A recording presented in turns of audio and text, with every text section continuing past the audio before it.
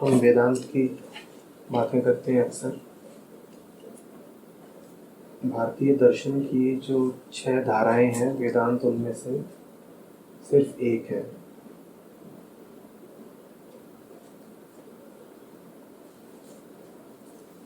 एक महत्वपूर्ण धारा है सांख्य।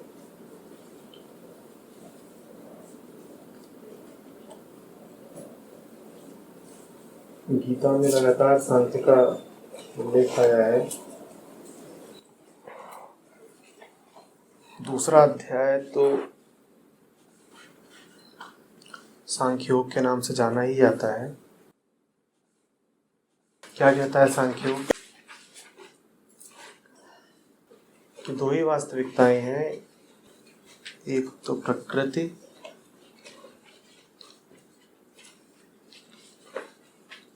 जो जड़ है, जो अनादि है,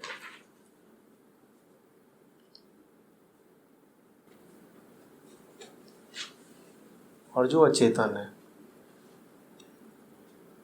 और दूसरी पुरुष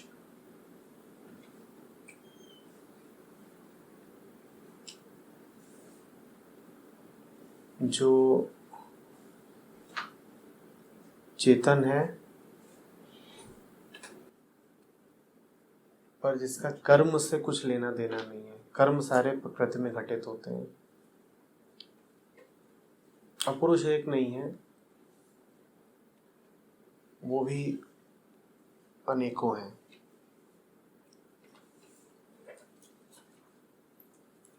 तो मूल रूप से ये दोनों अलग अलग इकाइयां हैं।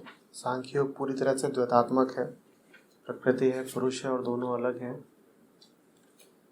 और जब ये दोनों एक दूसरे से जुड़ जाते हैं तो वहां पर ही बंधन है। प्रकृति ही है जिससे पुरुष जुड़ जाता है और बंधन पैदा हो जाते हैं। और प्रकृति का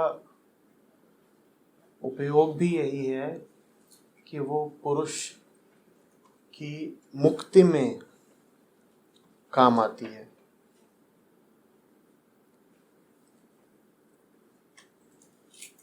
तो जितना कुछ है जो सोचा जा सकता है वो सब कुछ सांख्य प्रकृति के अंतर्गत कर देता है।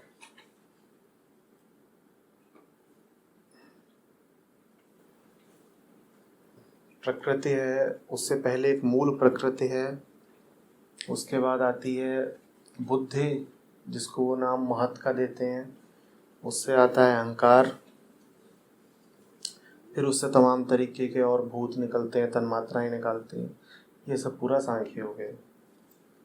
सांख्य योग का एक बड़ा विशिष्ट कंट्रीब्यूशन है दुनिया भर की विचार को। वो है कि प्रकृति के 3 गुण होते हैं।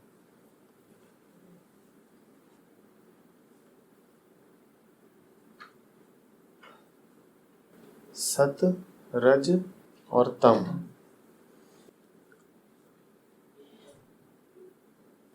जब ये तीनों गुण बिल्कुल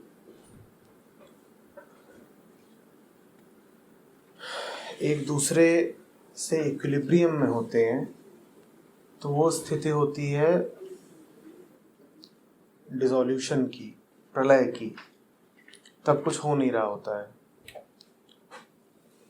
तब गहन शांति होती है, कोई मूवमेंट नहीं हो रहा होता है। लेकिन यही गुण जब कम ज़्यादा हो जाते हैं तो उसमें से इवोल्यूशन होता है। उसको सांख्य सर्ग का नाम देता है। 2 ही परिस्थितियां चल रही होती हैं, या तो डिसोल्यूशन जहाँ पर सब ठीक ठाक है, आपस में एक सा है लेकिन कुछ हो नहीं रहा है, या फिर इवोल्यूशन जिसको वो सर्ग का नाम देते हैं। तो जितना हम चारों तरफ खेल देखते हैं, ये जो पूरा मूवमेंट है, ये सांख्य में माना जाता है कि इसीलिए है क्योंकि कोई ना कोई गुण है जो दूसरों से अभी तारतम्य में नहीं है, जो ठीक ठाक बैठा नहीं है। तो इसीलिए इस समय में पूरा इवोल्यूशन हो रहा है। समय भी प्रकृति का ही हिस्सा माना जाता है।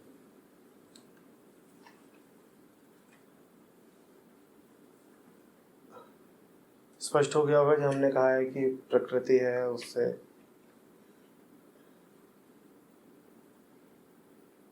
महत जो कि बुद्धि है, फिर अहंकार निकल रहा है कि मन सीधे सीधे प्रकृति का ही हिस्सा है। तो मन को, बुद्धि को, अहंकार को, इन सब को जड़ ही माना गया है, प्रकृति का ही हिस्सा माना गया है। ये पुरुष नहीं है, इनको चैतन्य नहीं माना गया है।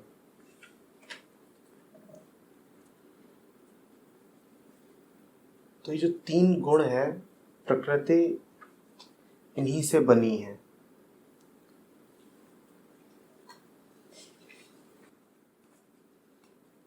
गुण शब्द आता है मूल रूप से ये जो रस्सी के तार होते हैं इससे, कि इन्हीं तीनों ने गूंथ करके एक ऐसी रस्सी बना दी है जिसने पुरुष को बांध रखा है। ध्यान दीजिएगा, तीनों, किसी एक ने नहीं, तीनों ने गूंथ करके एक ऐसी रस्सी बना दी है जिसने पुरुष को बांध रखा है।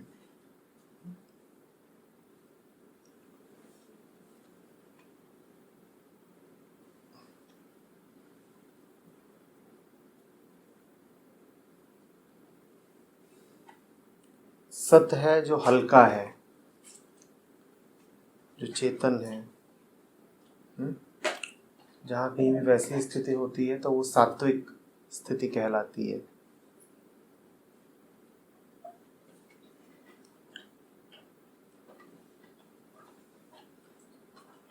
रज है जहाँ पर गति है, ऊर्जा है, कुछ पाना है,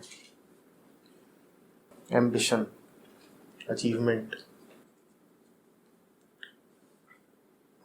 तम है जहाँ पर बिल्कुल ही जड़ता है,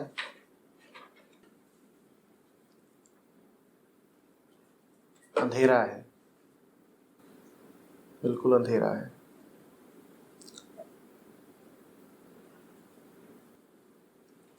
और प्रकृति में सदा, सांख्य कहता है कि सदा ये तीनों गुण देखने को मिलेंगे ही मिलेंगे, कभी एक कम, कभी दूसरा ज्यादा। इन्हीं से प्रकृति आगे बढ़ती है।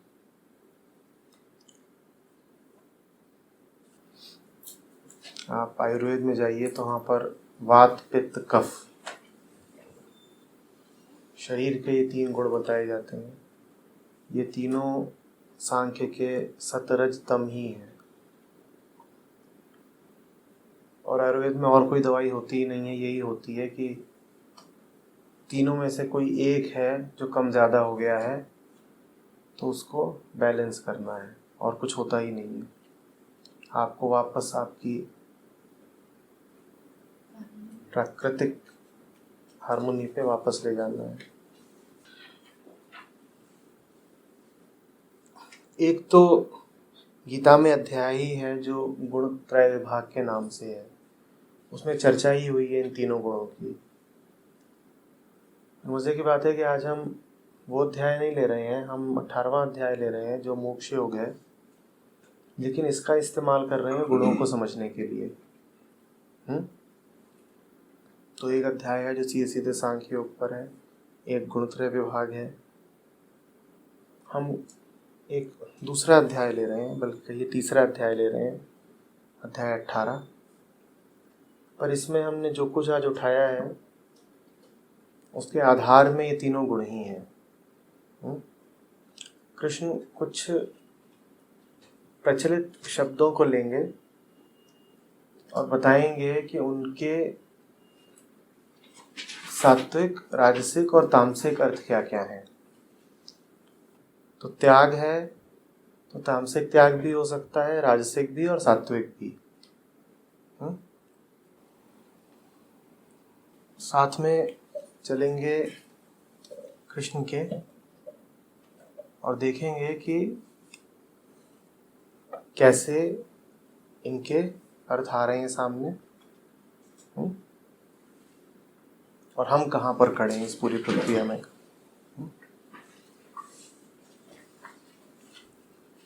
त्याग है पहला शब्द।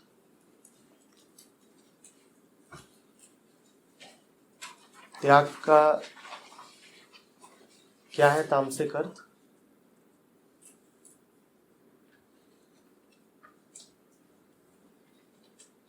तामसिक त्याग किसको कह रहे हैं कृष्ण? तामसिक त्याग किसको कह रहे हैं कृष्ण?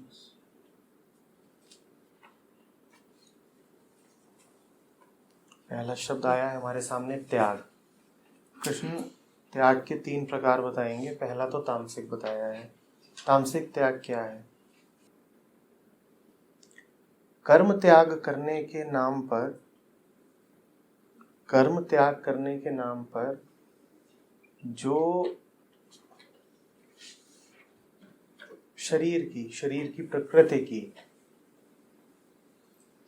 मूल आवश्यकताएं हैं, अगर उनका ही त्याग करने बैठे गए तो कृष्ण कह रहे हैं ये सिर्फ एक तामसिक त्याग है। तुम समझे ही नहीं हो त्याग का मतलब।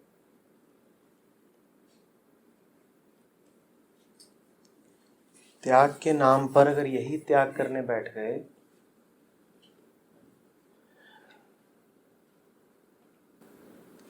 खाऊंगा नहीं,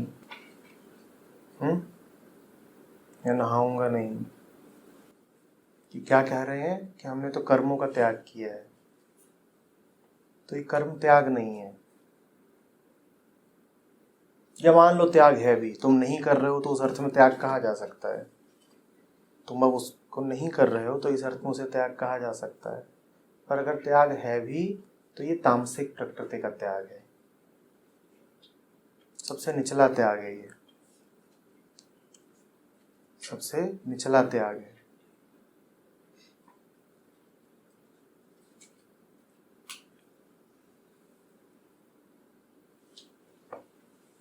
यहाँ पर आप कर्ता बने और कर्ता बन के आपने किस चीज का त्याग किया? त्याग के नाम पे आपने सिर्फ बाधित किया। किसको बाधित किया? अपने शरीर को ही बाधित कर दिया। पहली बात तो ठीक ठीक त्याग हुआ नहीं, क्योंकि कर्ता आप जबरदस्त रूप से हैं ही। बस जो कुछ हो रहा था उसको आपने रोका है, अवरुद्ध करा है। उस अवरुद्ध करने को आपने नाम दिया है त्याग का। ठीक है, इसको कृष्ण कह रहे हैं कि सिर्फ एक तामसिक त्याग है। जो चक्र है प्रकृति का, तुम उसमें सिर्फ एक अड़ंगा डाल रहे हो। कर्म त्याग करने की जगह और गहराई से कर्ता बन रहे हो, पर समझ तुम्हें नहीं है, तो इसीलिए तुम इसको त्याग का नाम दे रहे हो। देना है तो दे लो, पर फिर ये तामसिक त्याग ही होगा। कुछ करने से दुख मिलता है, तो जो कुछ दुख देता है वो करो ही मत। जो कुछ दुख देता है वो करो ही मत, और नाम ये दे दो कि मैंने तो कर्मों का त्याग कर दिया है। मैं तो योगी आदमी हूं, मैंने फलाने कर्म का त्याग कर दिया है। जो करणीय है वो भी नहीं कर रहे हैं, क्योंकि उसमें दुख है, पीड़ा है, डर है, और उसको नाम क्या दे रहे हैं? त्याग का। तो तुमको देना है तो नाम दे लो त्याग का, पर फिर ये अधिक से अधिक एक राजसिक त्याग है, क्योंकि रजस शब्द के साथ इच्छा जुड़ी होती है, हमेशा कुछ पाना है। इसमें तुमने सिर्फ और सिर्फ दुख से पीछा छुड़ाने के लिए, मुक्ति पाने के लिए कर्म का त्याग कर दिया है। ये कोई त्याग हुआ नहीं, ये कोई त्याग हुआ नहीं। हाँ, ऐसा लगेगा जरूर भी कर्म नहीं हो रहा, तो उस अर्थ में त्याग हो गया।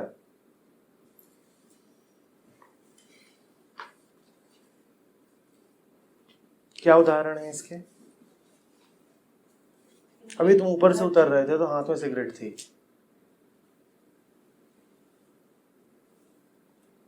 अब सिगरेट का जो डब्बा होता है उस पर क्या छापा जाता है आजकल?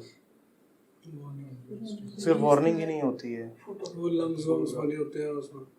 तो आपको सिगरेट का आपने त्याग करा, वो देख देख के 10 बार दिखाया गया तो आपने वो देख करके सिगरेट का त्याग कर दिया, वो राजसिक त्याग है।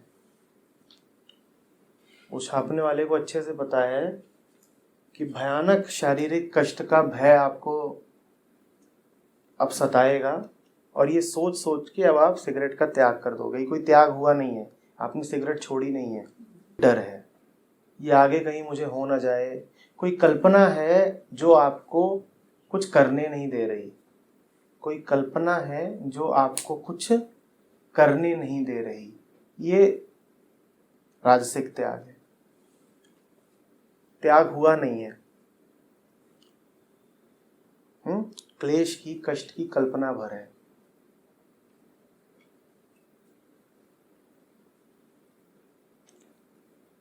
किसी को आप मारने जाते हैं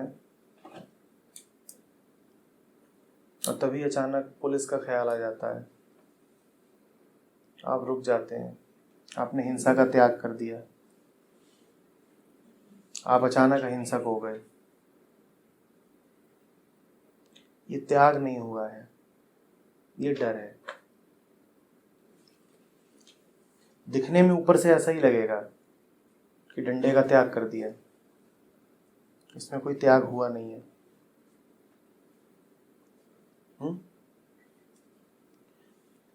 तामसिक उन लोगों के लिए है जो अपनी, जो इतने सोए हुए हैं, इतने जड़ हैं कि जो साधारण दिनचर्या है वो भी ना कर पाए।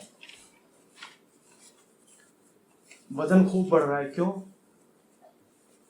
इन्होंने चलने का त्याग कर दिया है, इन्होंने चलने का त्याग कर दिया है।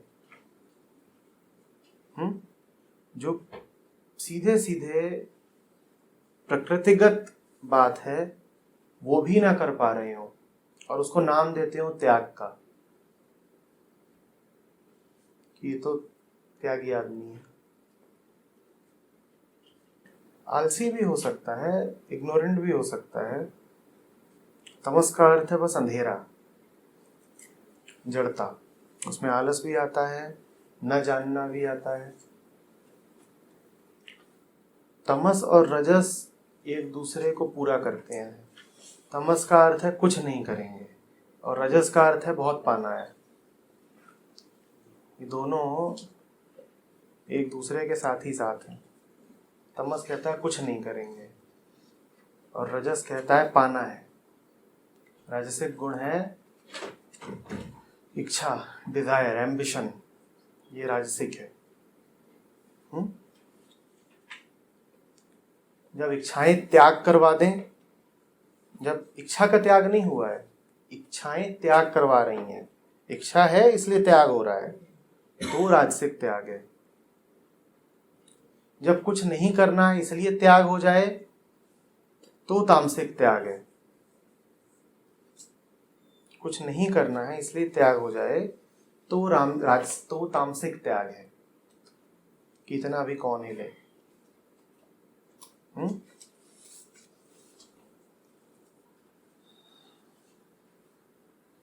सात्विक त्याग क्या है?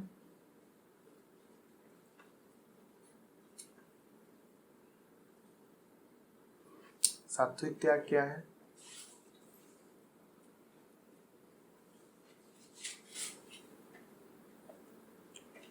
सिर्फ फलाकांक्षा का त्याग सात्विक त्याग है।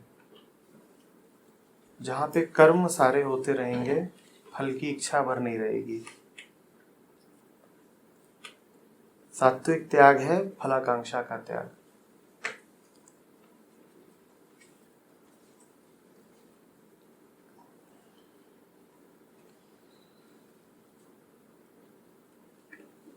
अब इसमें ध्यान देने वाली बात यह है कि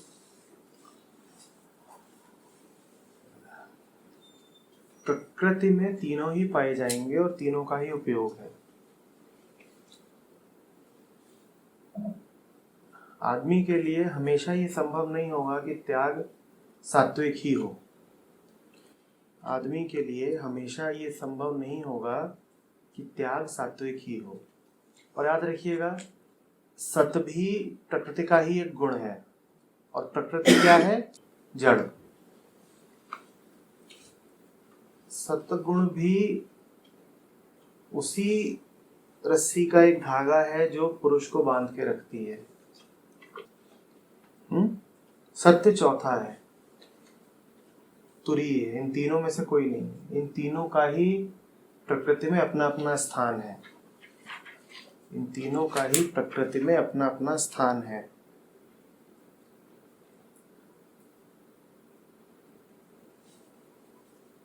सतोगुण का महत्व सिर्फ इस बात में है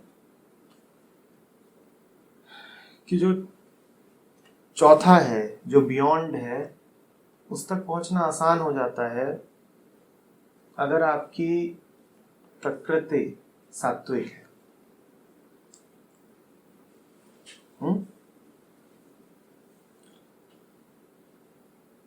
तमस के साथ और मुश्किल हो जाता है, अन्यथा जगह प्रकृति में तीनों की है।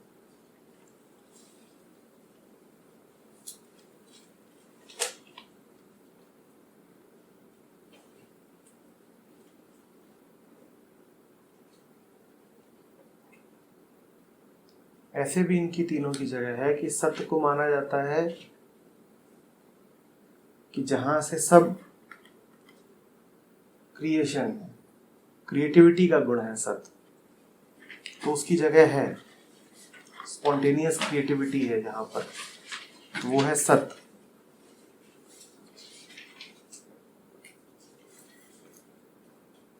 फिर जहां पर जो बन गया है उसको आगे बढ़ाना है, खींचना है, उसकी कॉन्टिन्यूटी है जिसमें एनर्जी लगती है, उसका नाम है रज।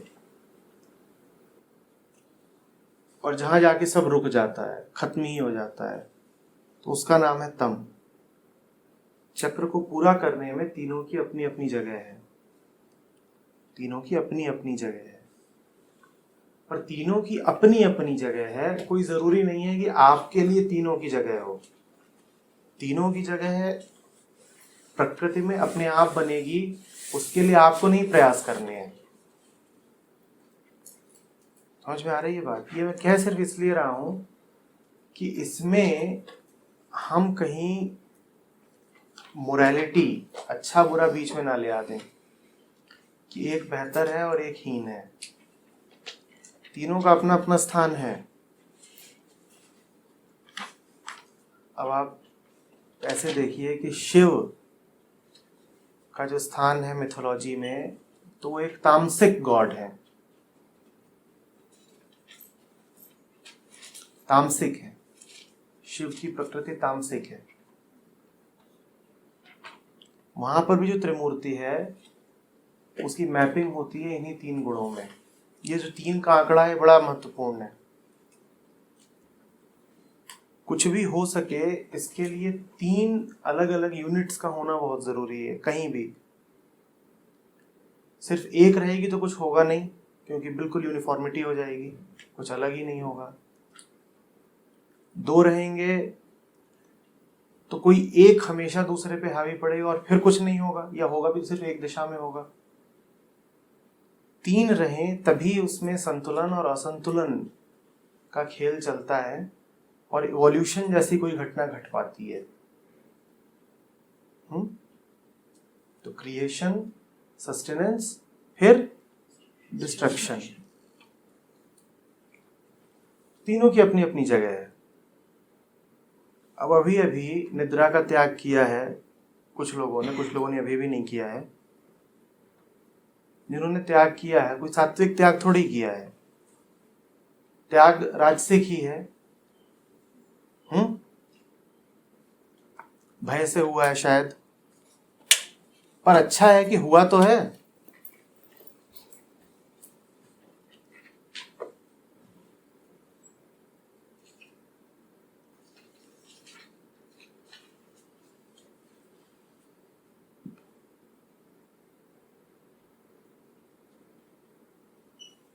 अच्छा है कि हुआ तो है, और प्रकृति में तीनों की जगह है। तो तामसिक को कुछ नहीं, तांत्रिक से रिलेट किया गया है ना शायद। सांख्य और तंत्र आपस में बहुत जुड़े हुए हैं, तामसिक को ही नहीं किया गया है। सांख्य में सीधे सीधे बात होती है पुरुष की और प्रकृति की,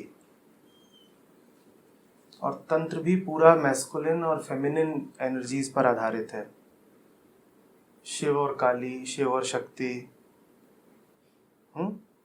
अंतर बस इतना है कि सांख्य कहता है कि जान लो, और प्रकृति यानी जो ये फेमिनिन एनर्जी है, जो ये फेमिनिन ताकत है, प्रकृति फेमिनिन मानी गई है, सांख्य कहता है कि जान लो पुरुष। पुरुष जब जानता है कि ये फेमिनिन ऊर्जा उस पर हावी हो रही है, तो इस जानने में उसकी मुक्ति है। तंत्र कहता है जानने में मुक्ति नहीं है, एक हो जाने में मुक्ति है।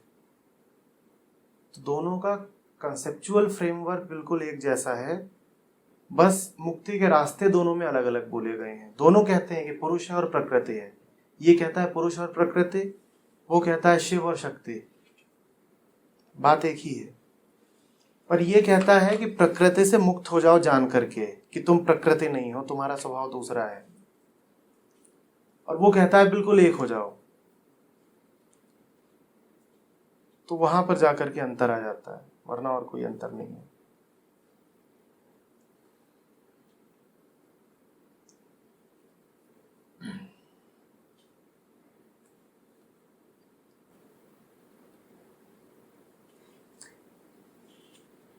ध्यान दीजिएगा, सांख्य का सारा जोर सिर्फ जानने पर है।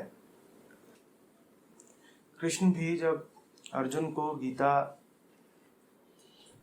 का ज्ञान देना शुरू करते हैं तो कहते हैं कि सबसे पहले तो मैं तुम्हें वही बताऊंगा जो सर्वश्रेष्ठ है, और शायद इसी से तुम्हारा काम चल जाए। और सबसे पहले सांख्य योग बताते हैं वो अर्जुन को, सबसे पहले।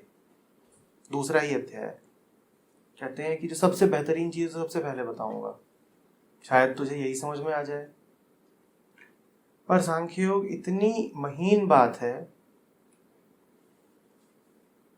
पूरा पूरा ज्ञान है, सिर्फ ज्ञान योग है। कर्म के लिए इसमें कोई स्थान नहीं है, क्योंकि ये कहता है कि कर्म सारा होता ही प्रकृति के दायरे में है। तुम चेतन पुरुष हो, तुम्हारा कर्म से क्या लेना देना। कर्म तो प्रकृति में स्वतः होते ही रहते हैं, तुम्हें क्या लेना देना है। तो गीता भले कर्म योग के लिए जानी जाती हो, पर कर्म योग आता गीता में भी सांख्य योग के बाद है।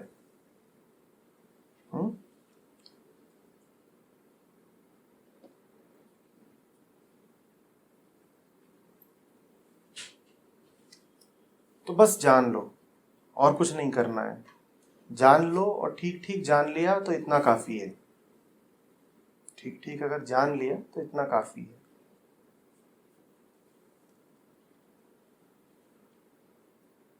अक्सर हमें ये लगता है अपने रोजमर्रा के जीवन में कि कुछ है जो बदल गया, कुछ है जिसका त्याग हो गया, और कुछ ही दिनों बाद हम पाते हैं कि वो वापस आ गया है। तो फिर मेरे पास आकर के कि नॉनवेज का त्याग कर दिया था, 15 दिन तक खाया नहीं, और ऐसा लगा कि बिल्कुल इच्छा मरी गई है नॉनवेज की, पर आज बिल्कुल हपक के खाया।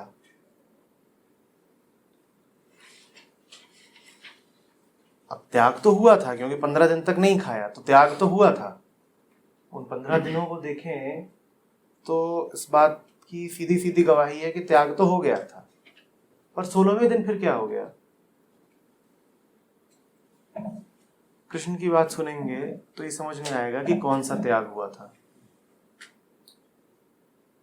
कृष्ण की बात सुनेंगे तो समझ में आएगा कि कौन सा त्याग हुआ था। और फिर इसीलिए उस त्याग में के गुण वही थे जिस प्रकार का वो त्याग था। कुछ पाने के लिए त्याग किया गया था, अगर वो पा लिया गया तब भी वो त्याग अब बेमोल हो जाएगा, और जो पाने के लिए त्याग किया गया था वो नहीं मिला तो भी वो त्याग बेमोल हो जाएगा। आपने जिसका त्याग किया था आप दोबारा उसकी ओर आकृष्ट हो जाएंगे। तो एक बड़ा जबरदस्त जानदार सेशन हुआ जिसमें आपको पता चला कि नॉनवेज खा करके आदमी कुत्ता ही हो जाता है। आपको अचानक अपनी आवाज में भौं भौं सुनाई देने लगी कि मैं भी वैसे ही हूं, तो आपने त्याग कर दिया। अब 15 दिन तक आपने देखना चाहा कि मेरे हाँ, कुत्तेपन में कोई कमी आई है कि नहीं आई है? पता चला कि नहीं आई है, तो आपने कहा अब 16वां दिन हो गया, आप लोग खाओ। कौन सा त्याग था? त्याग कौन सा था? राजसिक त्याग था। तो यही होना है राजसिक त्याग के साथ। सांख्य योग बिल्कुल आपको ये नहीं कह रहा है कि कुछ बुरा हुआ, वो ये कह रहा है कि प्रकृति जो कुछ भी करे, कहता है प्रोसेस टीलियोलॉजिकल है, उसका अंततः कुछ निकलता जरूर है, कुछ पर्पस है उसका, भले ही वो एक कॉन्शियस पर्पस ना हो, भले प्रकृति को खुद भी, क्योंकि प्रकृति जड़ है, भले प्रकृति को खुद भी ना पता हो कि वो क्या कर रही है, पर अंततः प्रकृति के सारे कर्तव्यों का अंत एक ही होना है कि पुरुष की मुक्ति। तो आप 15 दिन तक भटक लिए अच्छे से और अपनी दुर्गति करा ली। सांख्य इसको भी बुरा नहीं कहता है, बहुत अच्छी बात है आप भटक लिए, अच्छा है। सांख्य बस ये कहता है जान लो कि ये सब क्या हो रहा है, ये सब तो प्रकृति में होगा ही होगा, तुम हो और मन भी प्रकृति का ही हिस्सा है, तुम हो, मन है, तो ये सब होना ही है। ये 3 प्रकार त्याग के इसलिए बिल्कुल भी नहीं बताए गए हैं कि आप इनका अनुसरण करने लग जाए। कपिल मुनि है, उनका माना जाता है कि सांख्य सूत्र उनसे आए हैं, जैसे पतंजलि के योग सूत्र हैं, और एक ईश्वर कृष्ण है, उनकी सांख्य सप्तति है। तो आप कपिल से या ईश्वर कृष्ण से पूछें कि ये बातें इसलिए बताई गई हैं ना ताकि हम सब सात्विक हो सकें, तो कहेंगे बिल्कुल भी नहीं। वो कहेंगे हम ये बता ही इसलिए नहीं रहे हैं कि तुम किसी एक प्रकार का कर्म करने लग जाओ, क्योंकि सांख्य कर्म को मानता ही नहीं है, वो सिर्फ और सिर्फ जानने को मानता है। वो कहता है ये जो हो रहा है होने दो, जो भी हो रहा है उसको जान लोगे तो मुक्ति है। काम सात्विक हो रहा है उसको जान लिया तो भी मुक्त, काम राजसिक हो रहा है उसको जान लिया तो भी मुक्त, और तामसिक हो रहा है उसको जान लिया तो भी मुक्त। और हो हमेशा तीनों रहे हैं, प्रकृति में तीनों विद्यमान है, जान भर लो। हाँ, इतना जरूर है, अभी बात पूरी नहीं हुई है, कि जानने की संभावना बढ़ जाती है अगर मामला सात्विक है। तो सात्विक होने का फायदा बस ये है कि जानने की संभावना बढ़ जाती है अगर काम सात्विक चल रहा है। वरना ये सब इसलिए नहीं बताया गया है कि आप एक प्रकार के त्याग का अनुसरण कर लें और दूसरे को छोड़ दें। ये सिर्फ आईना दिखाया जा रहा है कि आप 3 वजहों से त्याग करते हैं, और इसको जान लीजिए कि हाँ ये 3 वजह हैं और मेरे जीवन में तीनों मौजूद है। और ऐसा हम सब करते हैं, किसी एक की बात नहीं है, हम सबका ही जीवन ऐसा है। कुछ छूटता है या कुछ होता है तो ये तीनों ही वजहें होती हैं उसकी, और इसको जान लेना है। ठीक है सर, मोस्टली जब भी हम त्याग करते हैं तो उसके पीछे कोई ना कोई इच्छा रहती है। निश्चित रूप से, तो सारे राजसिक त्याग हैं वो। तो सर ये तामसिक त्याग कैसे होगा? चाहे तामसिक त्याग यही है कि अब आपका जो शरीर है, आमतौर पर अगर आप उसे सिर्फ प्रकृतिस्थ रखें, कभी किसी जानवर को देखा है कि वो बहुत ही ज्यादा कमजोर है, अब आप उसको किसी बहुत ही अजीब स्थिति में डाल दिए तो अलग बात है। वरना अगर एक ही प्रजाति के जानवर हैं तो आमतौर पे करीब करीब एक ही वजन के होंगे, और अगर एक ही उम्र के हैं तो एक ही ऊंचाई के होंगे और एक से ही दिख रहे होंगे। आदमियों में ऐसा क्यों होता है कि एक ही उम्र के 2 लोग हैं तो एक तो होगा पल्लव जैसा और एक होगा, ऐसा क्यों हो जाता है? क्यों हो जाता है? क्योंकि आपका प्राकृतिक गुण है मूवमेंट। आप जवान होते हैं, आपका शरीर कहता है कि मुझे मूवमेंट दो, मुझे एनर्जी दो। वो दौड़ना चाहता है, भागना चाहता है, खेलना भी चाहता है, पर आप जड़ हैं, तामसिक हैं, आप पड़े हुए हैं कि अभी 2 घंटे पहले ही लंच किया, आप जिम थोड़ी, तो ये तामसिक त्याग है। आपने जिम का आज त्याग कर दिया, आज जिम नहीं जाएंगे, ये तामसिक त्याग है। और आप कह सकते हैं कि मैं बड़ा त्यागी आदमी हूं, मेरा तो नाम ही त्यागी है। पर ये हुआ कुछ नहीं है। आप सिर्फ इतने, और इसका ये नहीं अर्थ है कि जो जा रहा है वो, अब वो जो जा रहा है वो भी क्यों जा रहा है, क्योंकि इच्छा है कि बिल्कुल चौड़ा हो जाऊं तो दिखाने में आनंद आएगा, तो उसने त्याग नहीं किया, उसने कर्म किया है। पर कृष्ण से पूछो तो कहेंगे राजसिक कर्म किया है, कुछ पाने की इच्छा थी इसीलिए कर डाला, कुछ पाने की इच्छा थी इसलिए कर डाला। या कि मान लीजिए आप गए जिम, आपने कहा मैंने 3 किलो का त्याग कर दिया 1 महीने में, मैंने 3 किलो का त्याग कर दिया 1 महीने में, तो कौन सा त्याग होगा ये? तो ये राजसिक त्याग है। तो ये आपने जो 3 किलो का त्याग किया है वो किया ही इसीलिए कि कुछ मिल जाए आगे, कुछ मिल जाए, या डरा दिए गए हैं। डॉक्टर के पास गए थे, उसने कहा ये कोलेस्ट्रॉल देख लो अपना, ट्राइग्लिसराइड्स देख लो और ये सब देख लो, डर गए अच्छे से, तो जाके 3 किलो का त्याग कराए। तो ये राजसिक त्याग है, इसमें कुछ विशेष रखा नहीं होगा। और उसका सबूत ये है कि अभी हमने कहा था कि 15 दिनों तक नॉनवेज नहीं खाया, 16वें दिन फिर जाके हपक के खा लिया। उसका सबूत ये है कि इसी तरह से जो लोग अक्सर जिम जाके 3 किलो का त्याग करते हैं, 6 महीने बाद उनसे मिलिए तो उनकी क्या हालत रहती है? 30 किलो का। इतना तो नहीं तुम पर अच्छा खासा वापस आ चुका होता है। तो राजसिक त्याग के साथ समस्या भी यही है कि वो खुद अपना काट कर देता है, इट मिलिटेट्स अगेंस्ट इटसेल्फ। जो करना चाहता है वो कर नहीं पाता है। इसमें सत्य वो वाला कौन सा होगा? जिम वाले एग्जांपल में कंटिन्यू करते हुए इसमें सात्विक क्या होगा? सात्विक त्याग ये होगा कि आप मजे ले रहे हो, उसमें आपको पता भी नहीं चला कि वजन कब कम हो गया। आप जिम किसी चीज के लिए नहीं कर रहे, आप जिम शायद जा भी नहीं रहे, आप मस्त होके नाचने लग जाते हो और आपको पता भी नहीं चलता कब वजन चला गया। आपके मन में ये इच्छा ही नहीं थी कि मेरा वजन कम हो, आप तो नाच रहे थे या आप खेल रहे थे और उसमें आपको पता भी नहीं चला।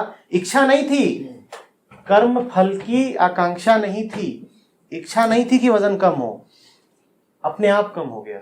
जीवन ऐसा था कि वजन अपने आप कम हो गया। अब मन में खुराफात नहीं थी, मन में क्लेश नहीं था, तो इस कारण से जो खान पान था वो भी खराब नहीं रहा, अपने आप कम हो गया वजन।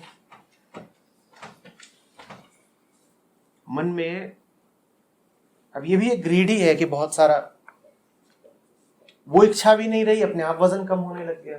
तो ये सात्विक तरीके से वजन कम हुआ है। मन साफ हुआ, शरीर भी साफ हो गया। अब यहां पर आप जब जाएंगे वजन नापेंगे, कभी कोई मौका पड़ा तो आप हैरान रह जाएंगे, अरे कम हो गया, मैंने तो कोशिश भी नहीं करी थी कम होने की, अपने आप कम हो गया, मैं तो कुछ और ही कर रहा था। बेसिकली मैं कुछ भी नहीं कर रहा था, मैं अपने मस्त इधर उधर और ये और हाँ, कॉलेज में इवेंट था, मैं कोरियोग्राफी करा रहा था और उनको मैंने 20 दिन कोरियोग्राफी कराई है और उस कोरियोग्राफी कराने में मेरा 2 किलो वजन कम हो गया। और मैंने क्या चाहा था कि मेरा वजन कम हो? मैंने नहीं चाहा था, हो गया। कोई इच्छा नहीं थी कर्म फल की, हो गया, अपने आप हो गया। अक्सर देखा होगा शादी के बाद कैसे वजन बढ़ता है।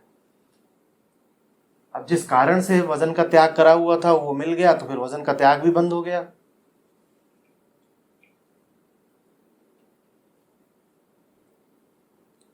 खासतौर से लड़कियों में, स्त्रियों में ये 1 साल के अंदर अंदर, 1.5 साल के अंदर अंदर राजसिक त्याग था वो।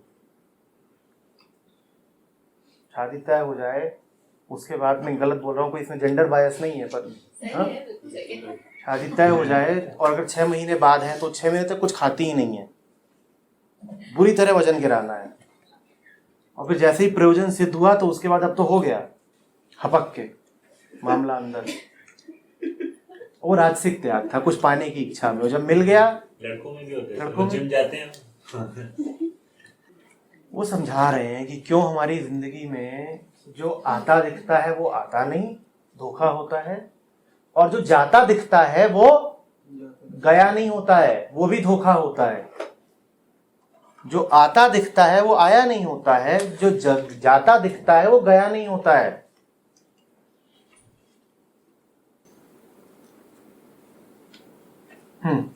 सर अभी आपने कहा कि जो आया है वो आया नहीं है और जो गया है वो गया नहीं है, इसका मतलब है कि नथिंग इज देयर एक्चुअली। इसका मतलब ये है कि काम तामसिक राजसिक ज्यादा हो रहे हैं। झूठ का बड़ा स्थान रहेगा आपकी जिंदगी में, बहुत गहरा स्थान रहेगा। कहोगे भले यही कि I am seeing the truth the reality, पर जो आया है वो आया नहीं है। डर है कोई, उसकी वजह से आडंबर है झूठ का। और जो गया है वो गया नहीं है। जिसका लगता है कि त्याग कर दिया, उसका त्याग हुआ नहीं है। तो पहले ना मैं बहुत बातें करता था दोस्तों से, ये करता था वो करता था, अब मेरा मन नहीं लगता। देख लेना, ये नहीं तो दूसरे हैं जो लौटेंगे जिंदगी में, और बहुत जोर से लौटेंगे। ऐसा वाला त्याग आप विल पावर से करने की कोशिश करते हो जी, मतलब अंडरस्टैंडिंग से नहीं करते। हाँ, आप करते हो। विल पावर की भी कोई अहमियत नहीं है। कृष्ण से पूछें तो कहेंगे जो करते हो, इस शब्द की बड़ी अहमियत है। एक त्याग है जो करा जाता है और एक त्याग है जो हो जाता है।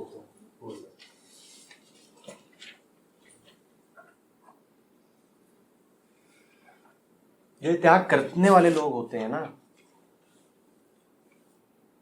इनके कैसे धुआं उठता है यही जानते हैं। आपने हमने भी करा होगा तो हमें पता है, जब भी कराया जाता है त्याग तो ये बड़ी कसक रखता है। उस कसक का नतीजा ये होता है कि फिर जब मिलता है तो फिर वही हपक, बहुत दिनों से मिला नहीं था, अब आज मिला है तो पूरा। एडिक्शंस के साथ भी ऐसे ही होता है, मतलब कि जब हम कुछ एडिक्शंस तामसिक हैं, एडिक्शंस राजसिक भी नहीं है। तुम पूछ रहे थे ना उदाहरण, ये अच्छा उदाहरण है। जितने एडिक्शंस होते हैं वो सब तामसिक, हर प्रकार का नशा तामसिक है।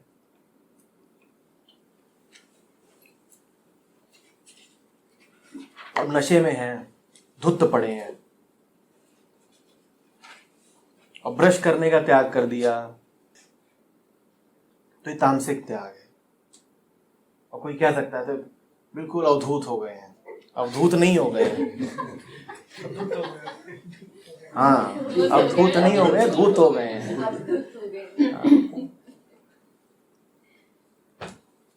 जिस चीज का नशा करते हैं उस चीज का त्याग किया तो वो भी तामसिक। वो भी किस वजह से, कहाँ से आ रहा है? सांख्य का सारा जोर इस बात पर है कि कहाँ से हो रहा है, क्या हो रहा है, इस पर कोई उसका जोर ही नहीं है, कहाँ से हो रहा है। देखिए ना, कहीं पर भी प्रिस्क्राइब नहीं किया गया क्या करो क्या ना करो, कौन सा कर्म है ये कहा ही नहीं गया है। कहा गया कर्म कोई भी हो, कर्म फल त्याग। कर्म कुछ भी हो सकता है, हमें उसका कोई ख्याल रखना ही नहीं है। कर्म कुछ भी हो सकता है। कर्म, फिर से याद रखिएगा, कर्म कुछ भी हो सकता है। कर्म कुछ भी हो, कैसा भी हो, उस पर कोई बंदिश ही नहीं है, ना कोई कमांडमेंट है, ना कोई नैतिकता है। कुछ पालन नहीं करना है। जब भी आप कोई चीज परमानेंटली अपनी डिक्शनरी में से हटाना चाहें तो वो राजसिक है। बिल्कुल है, कोई इच्छा चल रही होगी, क्योंकि परमानेंस का मतलब है भविष्य। और भविष्य का क्या अर्थ है? इच्छा। तो जब भी कभी कुछ भी सात्विक रूप से त्यागा जाएगा, वो अवेलेबल होगा दोबारा, और वो सदा के लिए नहीं होगा। वो सदा के लिए नहीं होगा।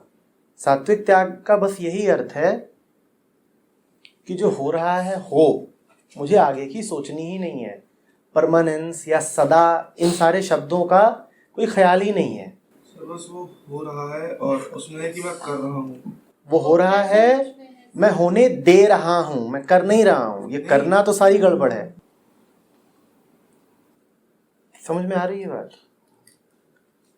तो जब भी पाइए जिंदगी में कि कुछ है जिसको बड़ी छोड़ने की कोशिश की पर वो लौट लौट आता है, या कुछ है जिसको छोड़ने की बड़ी इच्छा है, या कुछ है एक्शन के तौर पे, कर्म के तौर पे, कोई भी चीज, वो कर्मिक संबंध भी हो सकता है, या कुछ है जो मन पे छाया ही रहता है, चाहे इस तौर पे कि पाना है और चाहे इस तौर पे कि त्यागना है, तो समझ लीजिए कि मामला गड़बड़ है।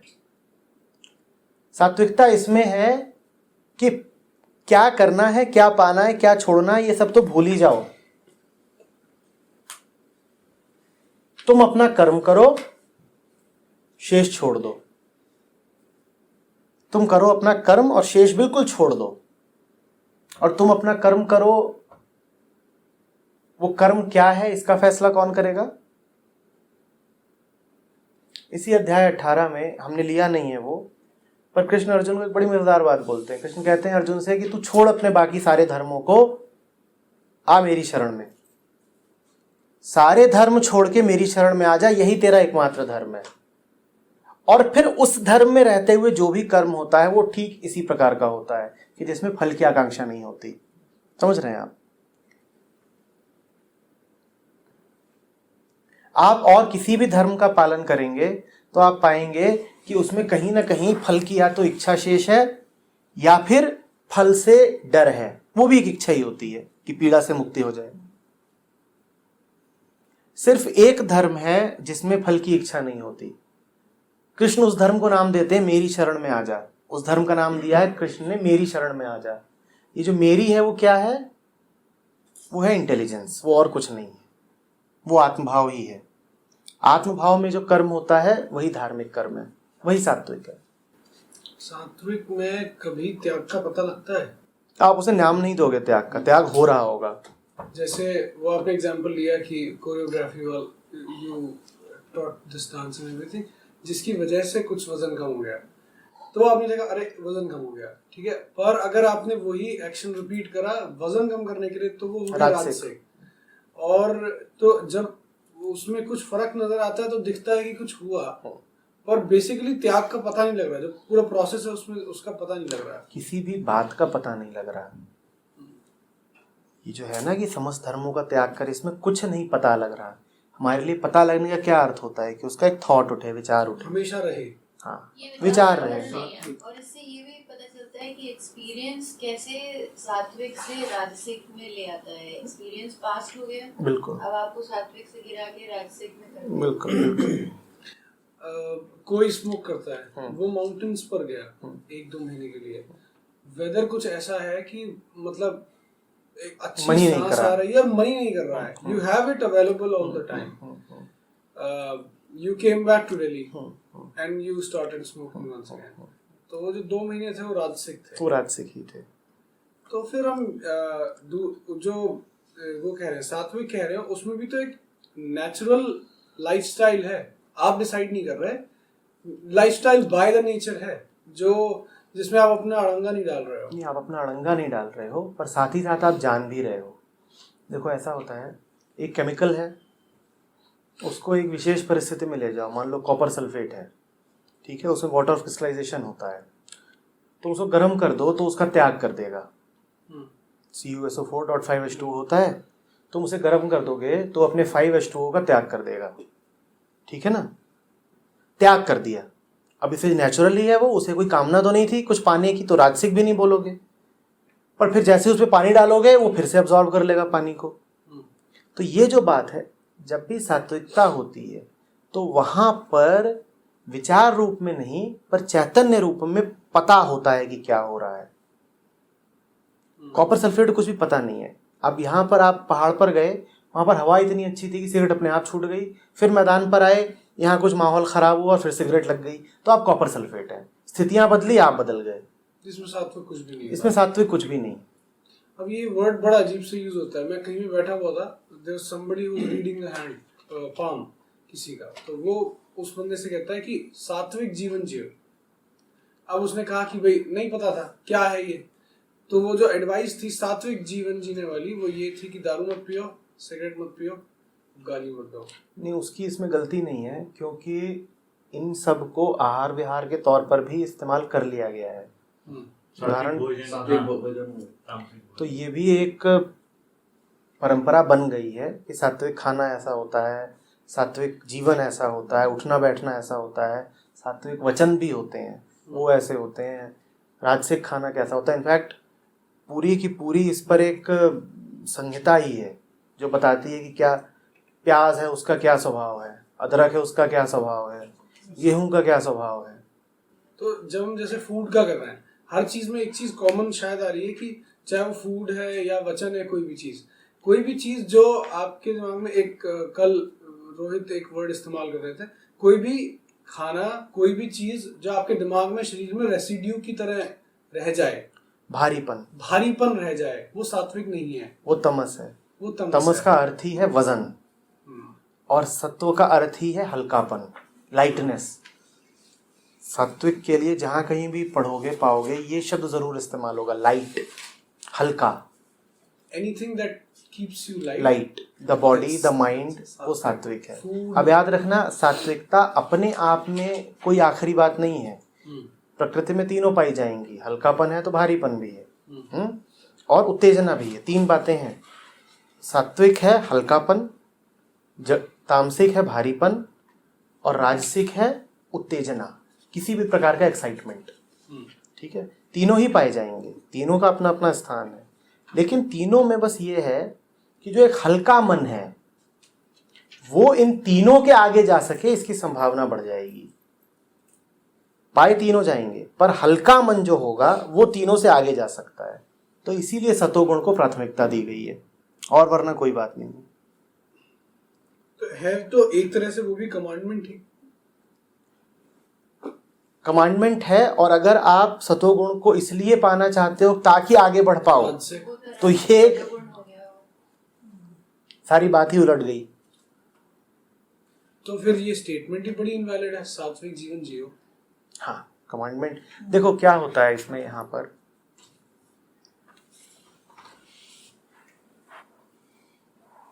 सब कुछ इंटेलिजेंस से होता है।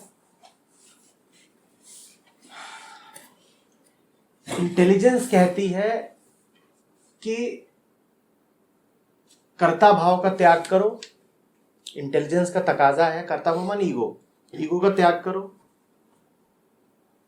लेकिन उसी ईगो से निकले हुए ही कुछ एक्शंस होते हैं जो उस ईगो का नाश करने में मदद करते हैं।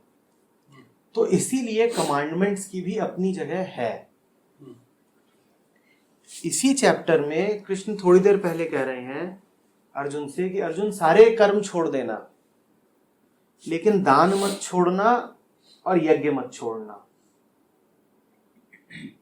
ये 2 कर्म मत छोड़ना, बाकी सारे कर्मों का त्याग कर दो, ठीक है, पर इन दोनों कर्मों को मत छोड़ना, क्योंकि इन दोनों कर्मों से मन शुद्ध होता है। अब ये दोनों कर्म भी अर्जुन किसके कहने से नहीं छोड़ रहा है? बाहरी वाले से। तो अर्जुन की अपनी समझ तो नहीं है, ये किसी और ने ही अर्जुन को कहा है। ये अपनी समझ से तो नहीं अर्जुन त्याग कर रहा है ना, किसी और ने ही उसको एक सलाह दी है या आज्ञा मान लो, जो भी मान लो, किसी और के कहने से ही छोड़ रहा है। पर उसका भी महत्व है। बहुत बातें होंगी जो तुमको अपने आप नहीं समझ में आएंगी, वो तुमको किसी और के ही कहने से छोड़नी पड़ेगी। जहाँ अगर कृष्ण कह रहे हैं कि मन इससे शुद्ध होता है, तो इसका ठीक उल्टा भी तो हो सकता है। मैंने दान दिया, मेरा नहीं, फिर देखिए, फिर उसमें उसकी पूरी एक विधि है, पूरा एक मेथड है जो आपको करप्ट नहीं होने देगा। फिर वहां जब वो कह रहे हैं कि ये करो और ये मेरा कमांडमेंट है, तो जो पूरा काम है वो कृष्ण के प्रभाव में हो रहा है। फिर वो वैसे ही होना है जैसे उसको होना चाहिए, फिर वो वैसे ही हो रहा है जैसे उसको होना चाहिए। तो फिर वो ईगो का नाश ही करेगा। देखिए, एक गहराई से उतरा हुआ, एक गहराई से चढ़ा हुआ अहंकार कभी खुद अपनी मौत मरने तो आएगा नहीं, उस पर कोई बाहरी प्रभाव ही लगेगा, कुछ उसे कर्म ही करने होंगे। अहंकार है तो कर्म ही करेगा ना, कर्म माने एक्शंस, कर्म माने डूअरशिप। वो खुद कुछ ना कुछ उसे करना ही पड़ेगा, और वो करना उसकी अपनी समझ से तो उद्भूत नहीं होगा। कोई इन्फ्लुएंस आएगा जो उसको बोलेगा तू ये कर, अब इसे समझ में नहीं आया है क्यों करूं, पर वो कर रहा है। पर शुरू में तो वो करेगा तो किसी न किसी राजसिक प्रभाव के कारण, राजसिक कारण है तो कुछ ऐसा होगा कि अगर करूंगा तो कुछ फायदा मिल जाएगा। सर ये डिसेप्टिंग नहीं हो सकता है बहुत ज्यादा? होने को तो कुछ भी हो सकता है, तुम किसी अंडबंड आदमी के प्रभाव में कुछ कर लो तो और गिर जाओगे। जैसे ये यज्ञ और यही है दान, तो मैं यज्ञ कर रहा हूँ और यज्ञ कम, फैमिली पार्टी ज्यादा है भैया, तो इसीलिए तो उन सबकी पूरी विधियां निर्धारित की गई है ना। उसमें सब कुछ बताया गया है। Supervision तुम of- कैसे कर लोगे उसमें फैमिली पार्टी, अगर यज्ञ का विधान ही यही है कि 3 दिन तक खाना ही नहीं खाना है उसमें, बुलाओ सबको पार्टी में। और दान का विधान ही यही है कि दान वो सब चीजें करनी है जो बहुत पुरानी ना हो और ये हो और जो वो बिल्कुल हो। तुम्हारे काम की और हो। हाँ बिल्कुल, जो क्लियरली लेड आउट रूट है। लूप होल के लिए कोई जगह नहीं है। कम है जगह, तो निकाल सकते हो पर कम है जगह। तो आदमी का मन बहुत साड़ा होता है, वो कैसी कैसी जगह निकालता है, पारस से पूछो, अभी बात करेंगे। तो करने को तो कुछ भी कर सकते हो, लेकिन कम छोड़ा जाता है उसमें। दान में यही विधान कर दिया गया कि गुप्त दान करना है, और किसी को अगर पता चल गया कि तुमने किया है दान तो 7वें नरक में सड़ोगे। तो अब तुम इसकी काट कैसे निकालोगे? दान करना भी है और गुप्त दान करना है तो कर, और सबसे अपनी कीमती चीज का भी करना है तो करो, और गुप्त दान करो। बोल भी नहीं सकते किसी से, मन भले ही उबर रहा हो वो बताने के लिए। तो वो सब, ये सब मेथड्स हैं। गुप्त दान करना ये एक टेक्नोलॉजी है, मेथड है कि तुम किसी को बता ना पाओ। बता दिया तो और चौड़े हो जाओगे और तुम्हें दान करने का इंसेंटिव मिल गया। अब तुमने दान किया तो 100 रुपए का और वसूली कर ली 1000 रुपए की। भाई एडवर्टाइजमेंट दो कहीं अखबार में तो उसके पैसे लगते हैं ना। अब तुमने दान करा 100 रुपए का और 1000 रुपए का अपना एडवर्टीजमेंट की कीमत निकाल ली कि देखो मैंने दान किया है, तो तुमने बड़ा प्रॉफिटेबल काम कर लिया। तो इसीलिए जो विधियां निकाली जाएं, ये विधियां किसी एक्सपर्ट द्वारा ही निकाली जानी चाहिए। ओशो इसको हाईएस्ट एक्ट ऑफ क्रिएटिविटी बोलते हैं कि सबसे बड़ी दुनिया की क्रिएटिविटी यही है, ऐसे मेथड्स डिवाइस करना जो ईगो के हों और ईगो के पार ले जाते हों। That is the highest act of creativity. The highest act of creativity is not some abstract painting or this or that. It is to devise a method, an activity which can use the ego to go beyond the ego. और वो हर कोई नहीं कर सकता। It is वो experts का काम है। माइंड का ही कार्य हो सकता है। बिल्कुल, वो बहुत आखिरी काम है, एकदम अंतिम, बिल्कुल अंतिम काम है वो अपने आप होता है। वो फिर ऐसे नहीं है कि वो फिर बात की बात में होता है।